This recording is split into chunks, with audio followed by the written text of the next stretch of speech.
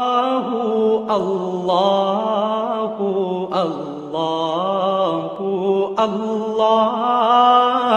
اللہ اللہ اللہ اللہ۔ بسا اوقات بہت سی محنتوں کا نتیجہ انسان دیکھتا ہے کہ ضائع چلا گیا، میں نے 10 سال محنت کی، حاصل کوئی نہیں نکلا۔ یہ ثمرات کیا ہیں؟ محنتوں کے ثمرات کا ضیاع۔ کوشش آپ نے کی، قسمت کی خوبی دیکھی ہے، ٹوٹی کہاں کمن، 2-4 ہاتھ جب کے لبے بام رہ گئے۔ Be prepared. ایک شاعر کے یہ اشعار ہیں، وہ کمیونسٹ تھا، میں نام بھی نہیں لیتا، لیکن یہ کہ یہ اسی انقلابی، چونکہ ان کا بھی ایک انقلابی نظریہ ہے، انقلابی عمل میں یہ سارے مراحل آتے ہیں۔ کوئی سیٹ بیک آیا، فرض کیجئے کوئی ناکامی ہو گئی، تو اپنے ساتھیوں کو دل بندھانے کے لیے یہ فصل امیدوں کی ہمدم اس بار بھی غارت جائے گی، سب محنت صبحوں شاموں کی اب کے بھی اکارت جائے گی۔ میرے نبی کے ثمرات کا جو لفظ یہاں آیا ہے، وَنَقْصٍ مِّنَ الْأَمْوَالِ وَالْأَنفُسِ وَالثَّمَرَاتِ، سب محنت صبحوں شاموں کی اب کے بھی اکارت جائے گی۔ دھرتی کے کونوں کھدروں میں پھر اپنے لہو کی کھاد بھرو، پھر مٹی سینچو اشکوں سے، پھر اگلی رت کی فکر کرو، پھر اگلی رت کی فکر کرو، جب پھر ایک بار اجڑنا ہے۔ ایک فصل پکی تو بھر پایا، تب تک تو یہی کچھ کرنا ہے۔ ایک مقصد ہے سامنے، انقلاب برپا کرنا ہے۔ ایک کوشش ناکام ہو جائے کوئی پرواہ نہیں، نیکسٹ، پھر تیار رہو ناکامی کے لیے۔ ایسا نہ ہو جو انگریزی میں کہتے ہیں hope for the best but be prepared for the worst. ایسا نہ ہو کہ دوسری مرتبہ ناکام ہو کے بددل ہو جاؤ، تمہاری ہمتیں جواب دے جائیں۔ نہیں، پہلے سے تیار رہو کہ دوسری مرتبہ بھی ناکامی آئے تو آئے، لیکن جب تک کہ کامیابی حاصل نہیں ہوتی ہمیں یہ کام کیے چلے جائیں۔ دیکھیے سیرت میں آیا کہ نہیں یہ واقعہ؟ بدر میں مسلمانوں کو فتح ہوئی تو احد میں زک پہنچی کہ نہیں؟ 70 صحابہ شہید ہوئے کہ نہیں؟ اگر ان کی ہمتیں جواب دے جاتی تو گاڑی کیسے چلتی آگے؟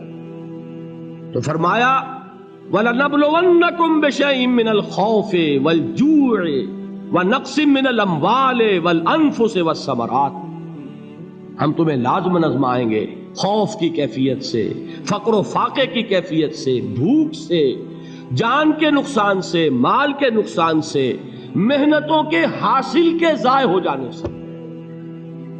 وَبَشِّرِ الصَّابِرِينَ، اور اے نبی بشارت دیجئے صبر کرنے والوں کو۔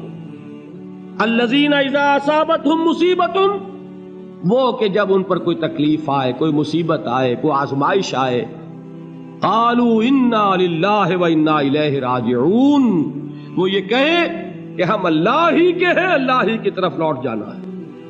یہ وہی انداز ہے جو میں نے فارسی کا شعر سنایا تھا آپ کو کہ سرے تسلیم خم ہے جو مزاج یار میں آئے۔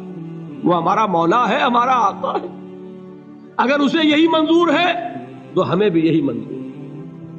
میں نے تسلیم و رضا کی بات کی تھی نا، آپ کو کچھ شعر سنائے تھے، ایک شعر اور سنیے، اور یہ کس کا ہے؟ محمد علی جوہر کا۔ ایک مرتبہ جیل گئے، ان کی ایک بیٹی جوان بیمار ہوئی، فوت ہو گئی، باہر چھوڑا انگریز نے، جاؤ بھائی دفن کر دو بیٹی کو۔ دوسری مرتبہ جیل گئے، دوسری جوان بیٹی اسی مرض میں مبتلا ہوئی۔ اب یہ جیل میں ہے، خبر پہنچی کہ دوسری بیٹی کے اوپر بھی اسی مرض کا حملہ ہوا ہے۔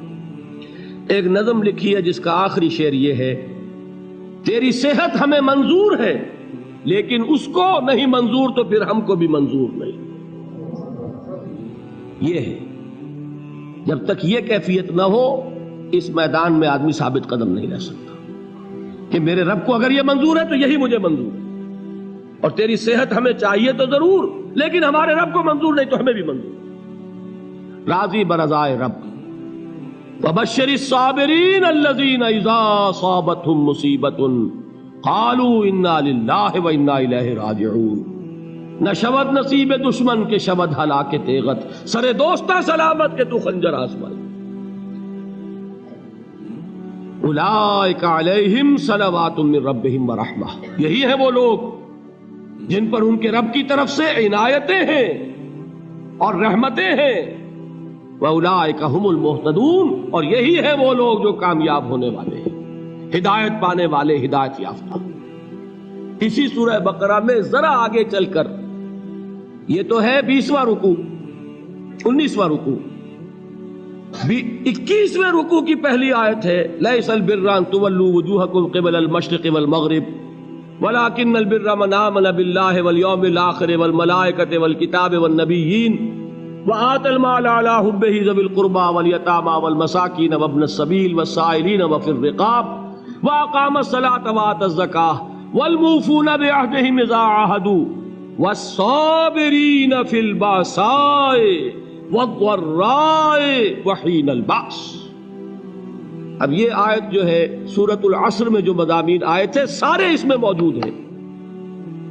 وہاں ایمان کا لفظ آیا، یہاں 5 ایمانیات کی تفصیل آ گئی، اعمال کی تفصیل آئی، اور آخری بات وہاں کیا ہے، وَتَوَاصَوْا بِالصَّبْرِ، اور یہاں کیا ہے، وَالصَّابِرِينَ فِي الْبَأْسَاءِ وَالضَّرَّاءِ وَحِينَ الْبَأْسِ، اور صبر کرنے والے، اصل نیکی ان کی ہے جو صبر کریں، کس میں؟ جنگ کے وقت، ذرائے، باسائے، باسا کہتے ہیں فقر اور فاقہ، واحد آئے گا باس تو اس کے معنی جنگ، اور باسا جمع میں آئے گا تو فاقہ، فقر، بھوک، اور ذرائے جسمانی تکلیف، ضرر، جسمانی تکلیفوں میں صبر کرنے والے، فقر اور فاقے میں صبر کرنے والے، اور جنگ کے وقت صبر کرنے والے۔ اولئک الذین صدقوا واولئک هم المتقون، یہ ہیں وہ لوگ جو صبر کرنے والے ہیں، یہ ہیں جو سچے ہیں، جو اپنے دعوے میں نیکی کے اور ایمان کے صادق ہیں، اور یہی وہ لوگ ہیں جو متقی۔ اگلی سورت ہے سورہ آل عمران، اس میں 2 لفظ آئے ہیں، آخری آیت، یا ایھا الذین آمنوا اصبروا وصابروا ورابطوا واتقوا اللہ لعلکم تفلحون۔ دیکھیے یہاں صبر اور صابر، جو تعلق جہد اور جہاد کا ہے وہی ہے صبر اور مصابرت۔ صبر ایک طرفہ عمل ہے، آپ جھیل رہے ہیں، برداشت کر رہے ہیں، صبر علی المعصیہ، صبر علی الطاعہ، صبر علی الابتلاء، یہ سب کیا ہے؟ صبر۔ اور مصابرت کیا ہے؟ صبر کا صبر سے مقابلہ۔ یہ سورہ آل عمران، اب وقت نہیں ہے میں آپ کو سناتا اللہ تعالیٰ نے کیسے کیسے مسلمانوں سے کہا، مسلمانوں تمہیں زک پہنچی ہے تو انہیں بھی تو پہنچی تھی، ان کے 70 نہیں مارے گئے تھے بدر میں، ان کے حوصلے جو ہیں وہ تو پست نہیں ہوئے، وہ اگلے سال آ گئے تم پر چڑھائی کر کے، تم کیوں اتنا برا مان رہے ہو؟ تمہارے دل اتنے زخمی کیوں ہو گئے؟ تمہیں تکلیف پہنچتی ہے تو انہیں بھی پہنچتی ہے۔ اپنی غیرت جو ہے ہمیں ذرا اس کا جائزہ لینا چاہیے۔ لوگ باطل نظریات کے لیے کتنی قربانیاں دے رہے ہیں، لوگ باطل چیزوں کے فروغ کے لیے کتنی محنتیں کر رہے ہیں۔ جیسا کہ میں نے ابھی کہا تھا، اسی غیرت کو چیلنج کرنے کے لیے، ذرا آپ کی حمیت دینی کو جوش دلانے کے لیے، قادیانی نوجوان کتنی تعداد میں اپنے آپ کو دین کے لیے وقف کرتا ہے، اور آپ کتنے نوجوان ہیں جو اپنے آپ کو دین کے لیے وقف کرتے ہیں، اور ہوں وہ کھاتے پیتے گھرانوں کے لوگ۔ یہ نہیں ہے کہ اگر کوئی اور کام نہیں کر سکتا تو پھر یہ ہے کہ وہ دین کے کام میں لگ جائے۔ باصلاحیت لوگ، کھاتے پیتے لوگ، ذہنی استعداد رکھنے والے لوگ، اونچے گھرانوں کے لوگ، وہ وقف کریں اپنے آپ کو دین کے لیے۔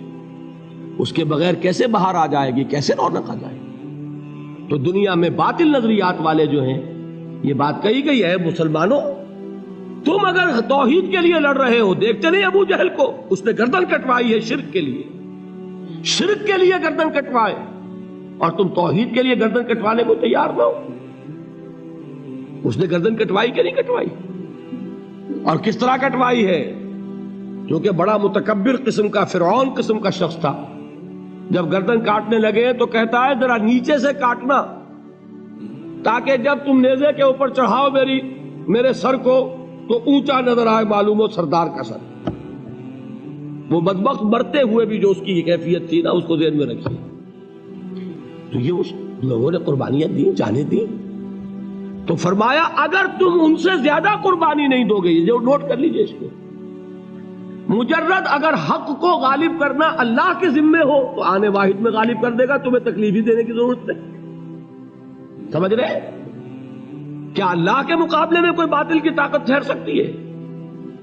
یہ تمہارے ایمان کا امتحان ہے، یہ تمہارے خلوص کی آزمائش ہے، یہ تمہارے امتحان کا ثبوت درکار ہے کہ اللہ تعالیٰ دیکھنا چاہتا ہے تم اس کے لیے اپنی جانیں قربان کرنے کو تیار ہو کہ نہیں، تم اس کے لیے تن من دھن لگانے کو تیار ہو کہ نہیں۔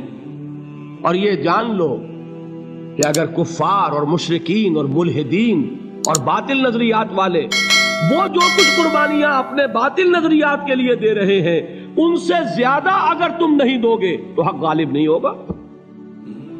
انہوں نے جو صبر کیا ہے اپنے باطل نظریات پر، اگر تم اس سے زیادہ صبر کا ثبوت نہیں دو گے اپنے اس حق پر تو حق غالب نہیں ہوگا۔ اس لیے فرمایا یا ایھا الذین آمنوا اصبروا وصابروا، نہ صرف یہ کہ صبر کرو بلکہ صبر میں اپنے دشمنوں سے آگے نکلو، ان کے صبر سے بڑھ کر صبر کرو۔